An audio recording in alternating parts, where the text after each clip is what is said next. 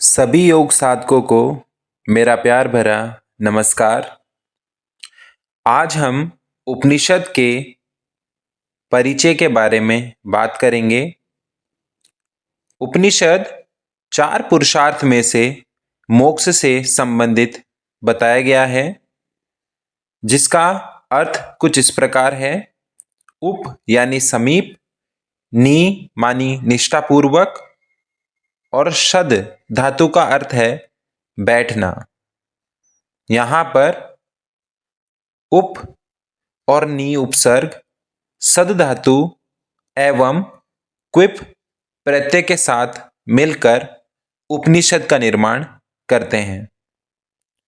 जैसा कि हमने देखा, इसका अर्थ हुआ समीप बैठकर निष्ठापूर्वक ज्ञान की प्राप्ति। उपनिषद के बारे में अगर हम और जानें तो इससे सर्वश्रेष्ठ एवं सच्चा ज्ञान भी कहा गया है। यहां पर एक बात आती है कि सच्चा ज्ञान होता क्या है। तो उपनिषद के परिचय में बताया गया है, ऐसा ज्ञान जिससे कि जन्म एवं मृत्यु के बंधन से छुटकारा मिले, वही सच्चा ज्ञान है। यहाँ पे यह भी बताया गया है कि उपनिषद द्वारा अविद्या का नाश होता है, परम तत्व की प्राप्ति होती है एवं सभी दुखों का नाश संभव है। उपनिषद की संख्या के बारे में अगर मैं बात करूं तो चार वेद में उपनिषद की अलग अलग संख्या है। ऋग्वेद में 10 उपनिषदों का वर्णन है। यजुर्वेद में कुल मिलाकर 51 उपनिषद का वर्णन है, जिसमें से शुक्ल यजुर्वेद में 19 एवं कृष्ण यजुर्वेद में 32। सामवेद में 16 उपनिषदों का वर्णन है। अथर्ववेद में 31 एवं इसी के साथ साथ शंकराचार्य जी के ग्रंथ में 10 उपनिषदों का वर्णन बताया गया है। यहाँ पे जो प्रमुख उपनिषद है उनकी भी हम चर्चा करेंगे, जिसमें कि सर्वप्रथम आता है ईशावास्योपनिषद। ईशावास्योपनिषद शुक्ल यजुर्वेद की कण्व शाखा का 40वां अध्याय है। इसमें निष्काम कर्म का विधान है।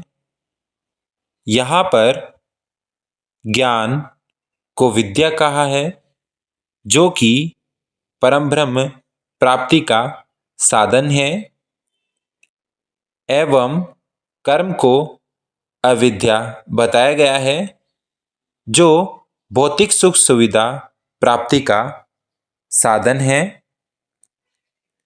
यहाँ पर विद्या द्वारा मनुष्य आनंदमय परम ब्रह्म को प्रत्यक्ष जान सकता है, यह बताया गया है।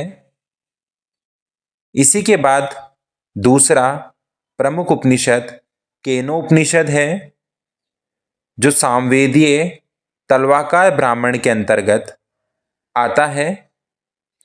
इसके 4 खंड है, जिसमें कि परम तत्व को समझने हेतु गुरु शिष्य के संवाद के रूप में गूढ़ रहस्य का विवेचन किया गया है। इसमें यह भी बताया गया है कि यदि इस देह में रहते माने 84 लाख योनियों के बाद मनुष्य योनि मिलने पर यदि ब्रह्म को जान लिया तो सभी सुख संभव है, अन्यथा नहीं। तीसरा प्रमुख उपनिषद कठोपनिषद है, जो कृष्ण यजुर्वेद की कठ शाखा से संबंधित है। इसके कुल 2 अध्याय हैं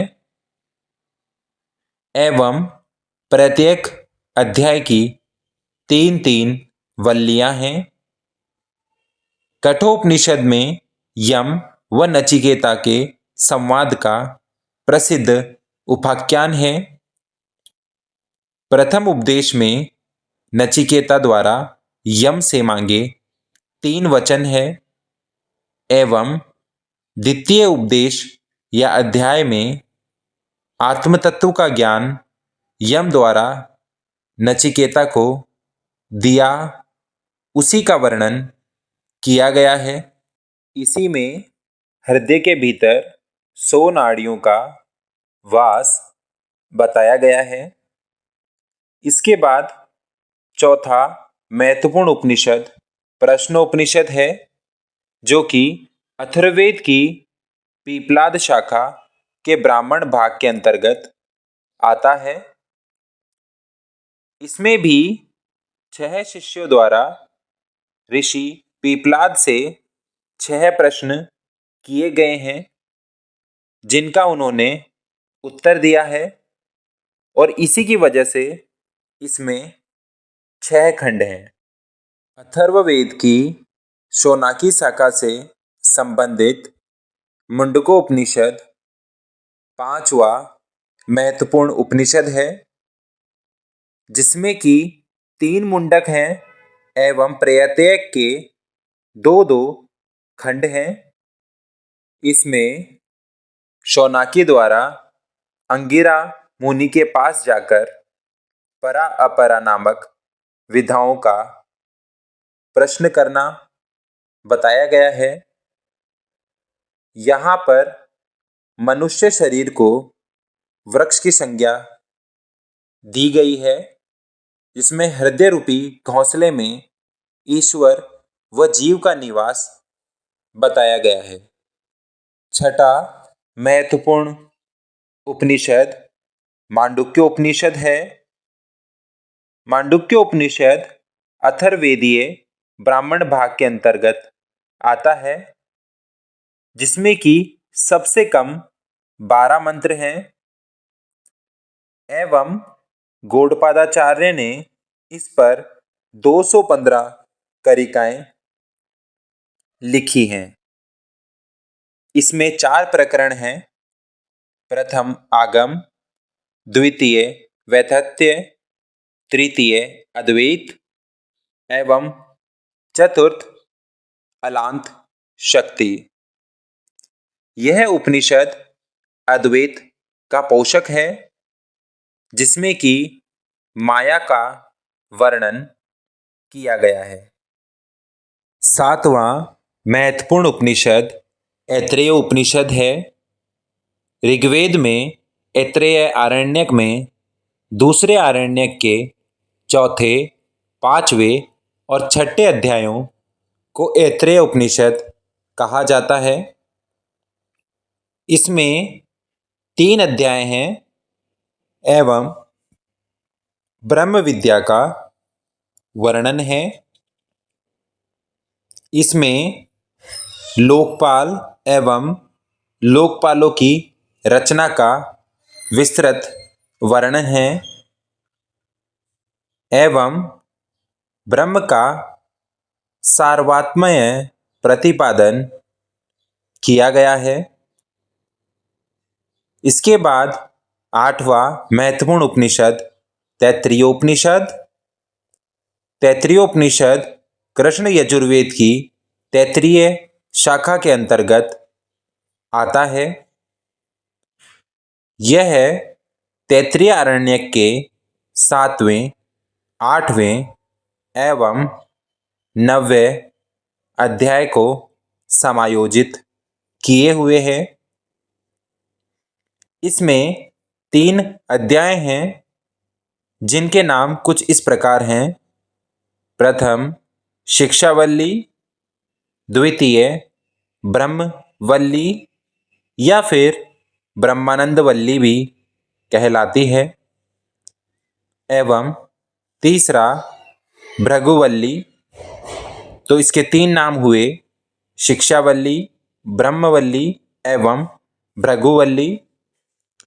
तैत्तिरीय उपनिषद में सदा सत्य बोलो, अतिथि देवो भव आदि का वर्णन किया गया है।